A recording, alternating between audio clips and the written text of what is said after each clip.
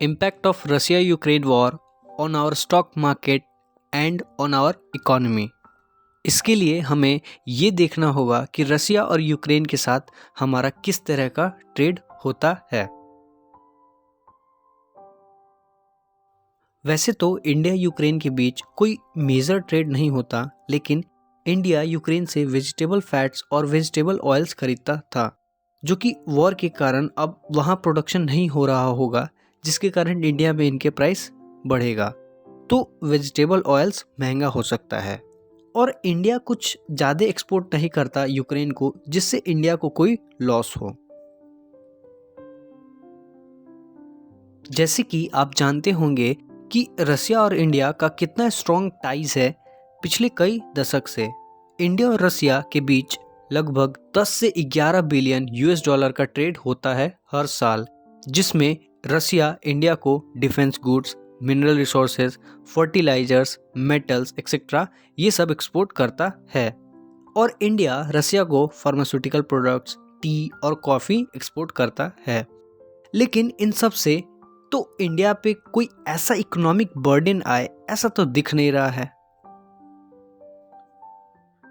लेकिन रसिया almost 13% market capture करता है क्रूड ऑयल मार्केट में। ये ऑलमोस्ट सारे यूरोपियन कंट्रीज को क्रूड ऑयल एक्सपोर्ट करता है। अब यहाँ से दिक्कत शुरू होता है कि रसिया पे इतने सारे सैंक्शंस लगा दिए गए हैं कि जिसके कारण रसिया को अब ट्रेड करने में बहुत मुश्किल होगा, जैसे कि स्विफ्ट बैंक बैन एक्सेट्रा। इसके कारण क्रूड ऑयल महंगा हो रहा है।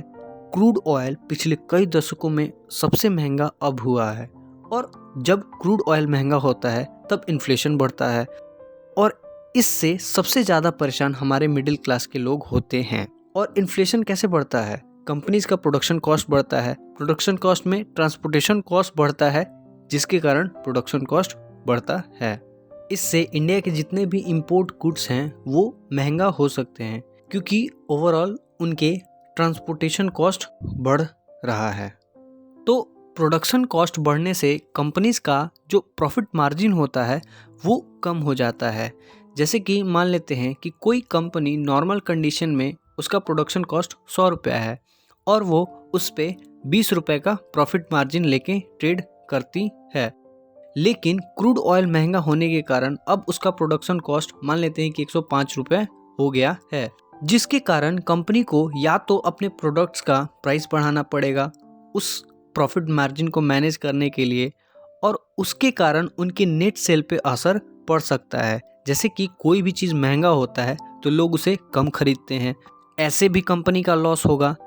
और अगर कंपनी अपना प्रोडक्ट का प्राइस नहीं बढ़ाता तो उसके प्रॉफिट मार्जिन कम हो जाते हैं, जिसके कारण उसके नेट ग्रोथ में कमी आता है, जिसके कारण उसके शेयर प्राइस गिरते हैं। और इसके कारण इन्वेस्टर्स में एक नेगेटिविटी का माहौल बन जाता है, जिसके कारण मार्केट और भी तेज़ी से नीचे आता है, और यही मार्केट क्रैश का कारण बनता है। तो वॉर के यही सब नेगेटिव न्यूज़ के कारण मार्केट नीचे आता है, और जैसे ही ये एक पॉजिटिव न्यूज़ आती है कि वॉर एंड हो गया, तो इन्वेस्टर्स को लगता है कि अब सारी चीज़ें नॉर्मल कंडीशन में हो जाएंगी और धीरे धीरे बिजनेसेस फिर से स्टार्ट होने लगेंगे और नॉर्मल कंडीशन में आने लगेंगे, जिसके कारण मार्केट एक बुल रन शो करता है।